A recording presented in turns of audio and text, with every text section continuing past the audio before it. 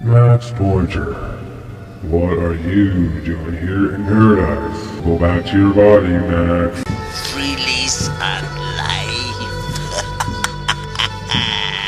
No, I'm not going through an epileptic fit, or am I possessed? I am celebrating in the best traditional Gorkin gestural manner. I'm rejoicing in my rejoicing. Rejoice in your rejoice. I've been given a new lease on life to be able to go back into time and also time loop and fix some of the choices that ended up making me die. So I get a chance to rejoice in my rejoice.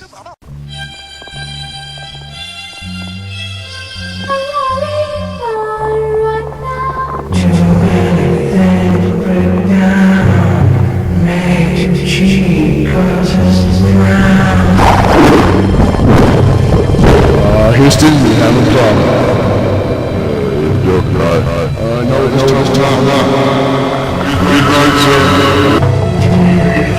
Cars need repairs. Too many things free to have tears.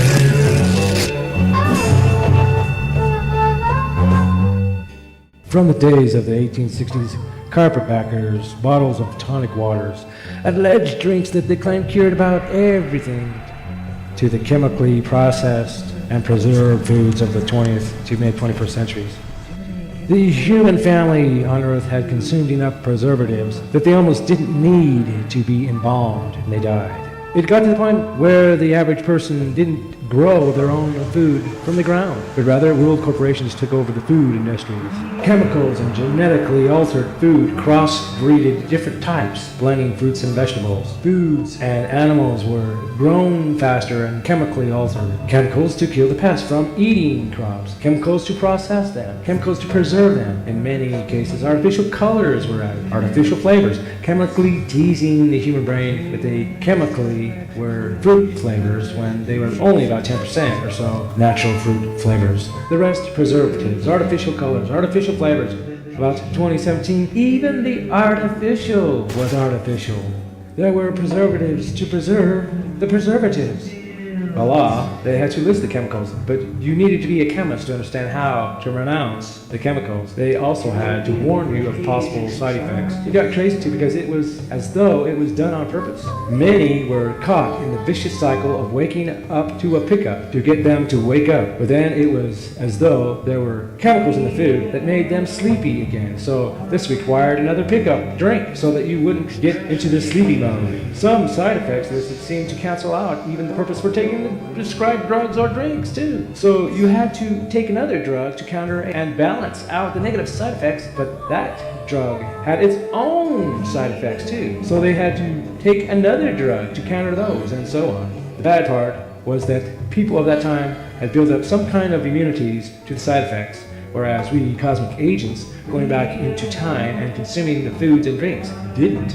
It was especially difficult for the agents not of this world, time, and places to deal with the side effects that were recorded in the mission tapes. One real embarrassing time for me, Max Pointer, was when I was attempting to blend in during a gathering on Earth about 2011. I was investigating the rumors that food was being used by control freaks as a weapon to chemically reduce the world's population growth. When this happened.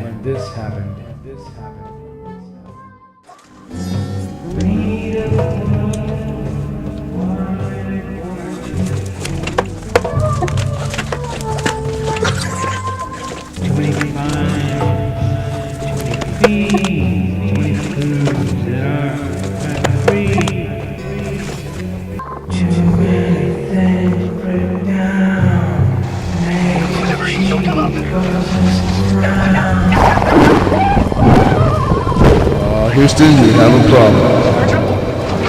You're right. No, this time we're not. He's right, sir. Cars need repairs. Too many things free to have tears.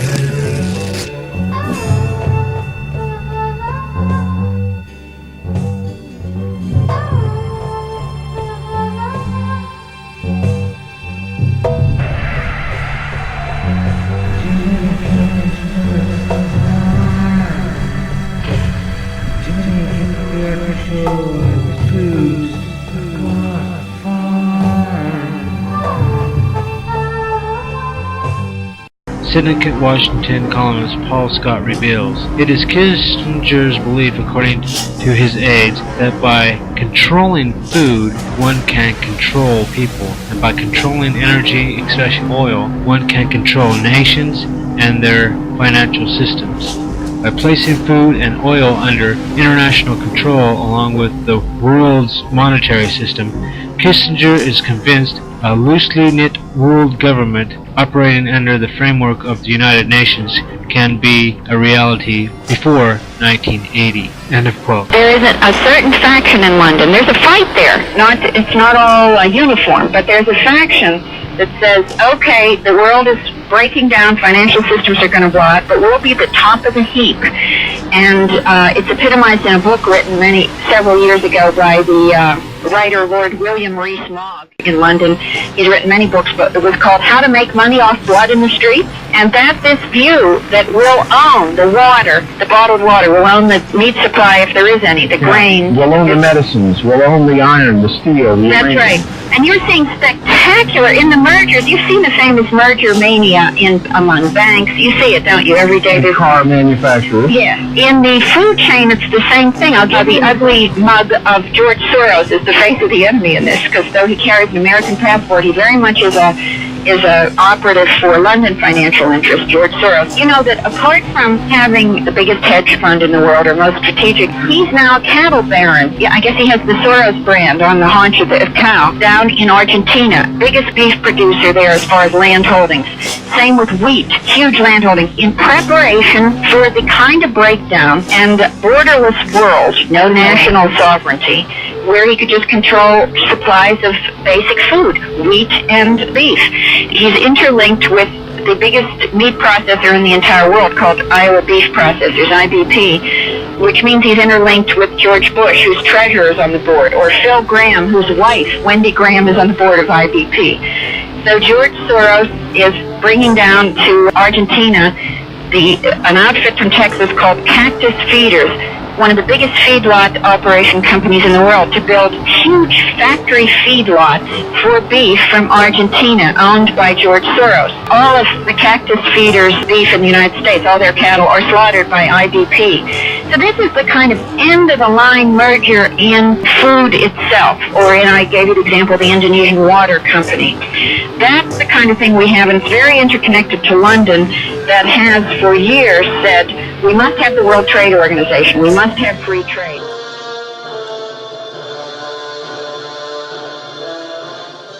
In 1930, peasants' produce began to be collected up. The Red Army, one by one, seized the produce from every single field.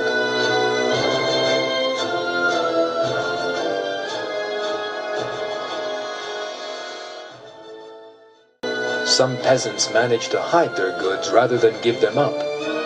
But Communist Party officials searched every nook and cranny, eventually discovering the hiding places.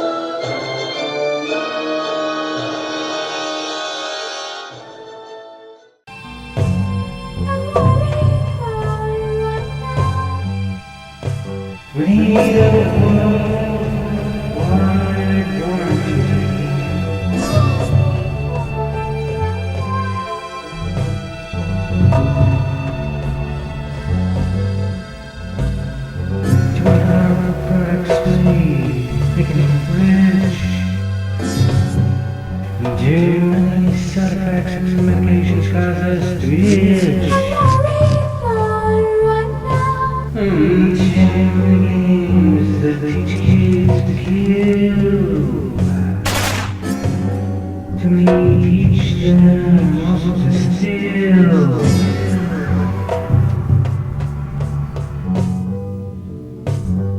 Too many warranties expire too soon.